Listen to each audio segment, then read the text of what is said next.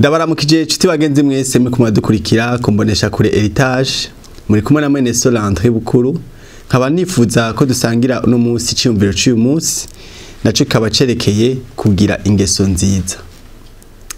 Burya nasanze ubutumwa bwa mbere bukora ku banyabyaha ni mibereho yacu, uburyo tubayeho, uburyo twitwara, uburyo twifata iyo turi mu banyamahanga, nibwo butumwa bushobora kubakorako.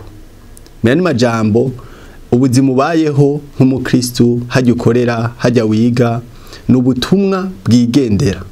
No kuvuga ngo nawe turinda kuvuga ubutumwa ukoresheje Bibiliya, urashaka kuvuga ubutumwa ukoresheje imibereho yawe. Abantu bakwitegereje barashobora gutahura Bibiliya utarinze kwibasobanurira, kuko ubuzima bwacu buravuga ubutumwa bwiza kuruta Bibiliya. Umuntu ashobora guhaririza Bibiliya, umuntu ashobora gutemera ivy'umubarira, mugabo yaraba inyifato yawe, yaraba ingeso zawe bikamutera kwizera Yesu Kristo. Niyo mpamvu biribwa ngo turicete gisomeka ca Kristo, bisigura ngo abantu baradusoma. Burya abanyabyaha baradusoma, bararaba notre conduite, bararaba ukuntu twitwara, bararaba ukuntu tuvuga, bararaba ukuntu tureyagisa ku ma situation, bikabatera kwizera Imana canke gusuzugura Imana. Rero umukristo kurankurikirana ngo ndabwire ngo uko ubayeho, uko witwara, uko uvuga, amajambo gusohokamwo n'ubutumwa. Kandi ubwo butumwa nibwo abanyabyaha bubahindura kuruta uko umuntu aza akababwira Bibiliya. Abanyabyaha ntibashaka yuko uzanye Bibiliya ngo babwire ngo handitse ngo mugabo uburyo ubayeho, inyifato yawe irashobora gucika ubutumwa bwiza ku banyamahanga. Ndabibutsa ko abakristo ba mbere igituma babise abakristo nuko mu ishengero ryo muri Antiokia bari bafise imibereho nk'iya Kristo, bari bafise ingeso nk'iza Kristo. Rero bica bituma abanyabyaha canke abanyamahanga babaraba bakabitegereza, bakaraba ukuntu bameze, ukuntu bifata, ukuntu bavuga, baravuga bataba abantu by'ukuri basa na Kristo, baca babita abakristo.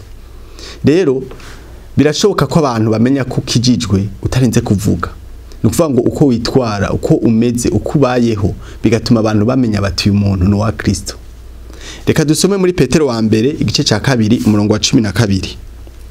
Bibiliya iravuga ngo mugire ingeso nziza mu mahanga kugira ngo no kuvyo babavuga nabi nk'inkozi z'ibibi, ibikorwa byanyu vyiza babona bize bitume bahimbaza Imana ku munsi ibagendeye. Reka subiremo. Mugire ingeso nziza mu mahanga kugira ngo no kuvyo babavuga nabi nk'inkozi z'ibibi, ibikorwa byanyu vyiza babona bize bitume bahimbaza Imana ku munsi bagendeye. Aha Petero ariko arabwira ishengero, aribwira ati mugire ingeso nziza ku banyamahanga kugira ngo no kubibi babavugako, no ku makritike babagirako, nibabona ingeso nziza mufise bibatume bahimbaza Imana yanyu. Haleluya. Kino gihe rero aho tubona umengo isi yavanganye n'ishengero, turakeneye by'ukuri abakristo bafise imico n'imico kama y'ubwami bwo mu ijuru. Ngoma ndangize ndababwira yuko buri bwami bwose burafise imico n'imico kama yabwo.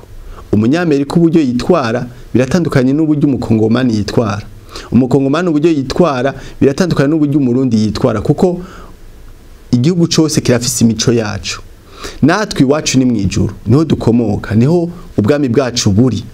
Natwe rero turafise imico n'imico kama itandukanye n'iyabisi. Ico bituma birivuga ngo muri abisi, muri mwisi ariko ntimuri abisi. Bisigura ngo dukwiye kugaragaza imico nk'iy'ubwami duserukira, kuko turabambassadeur, turi abantu baserukira Kristo. Dutegerezwa kwerekana imico n'imico kama yo mwijuru. Rero ngo mandangize ndababwira ijambo Paulo yabwiye Timoteyo, yamubwiye ngo ntihakagire umuntu akugayira ubusore, ariko ubere abizera bose icitegererezo ciza mu byo uvuga, mu buryo wambara, mu buryo witwara. Rero umukristo kurankurikira bicitegererezo ciza ku banyamahanga, ube inyankamugayo, niba kwitegereza bakabona ingeso zawe nziza, no kuvyo bakurega, no kuvyo bagucokoza bavuga ngo ntukijijwe, nibabona ingeso zawe nziza bibatume bahimbaza Imana yo mwijuru. Ndagutumirira rero kwitwara neza kugira ntibakugayira ubusore, ubabere icitegerezo ciza mu byo uvuga, ugira imvugo igaragaza by'ukuri kuri umwana w'Imana, mu byo wambara, wambare nk'umwana w'Imana, no mu buryo witwara, witware nk'umwana w'Imana kandi ugira umutima utanduye. Yesu ashimwe cyane. Rero cyaco cyumvira nshaka ko tuganira, ndizera ko mukundo wawe kurankurikira watahuye ibijanye no kugira ingeso nziza. Hari abantu bakunda kuvuga ngo Imana iraba mu mutima. Nibyo Imana iraba mu mutima, ariko mumenye ko n'abantu nabo baraba kubiboneka. Umunyabyaha ntuzoza kumubwira ngo Imana iraba mu mutima, oya azoraba uburyo umeze, bice bituma yizera Imana yawe canka yisuzugura bivanye n'ingene wifata.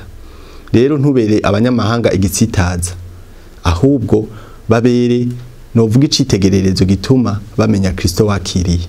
Murakoze mwese masho kudukurikira, mubandanye mukurikira ibiganiro bica kumbonesha kuri Heritage. Murakoze.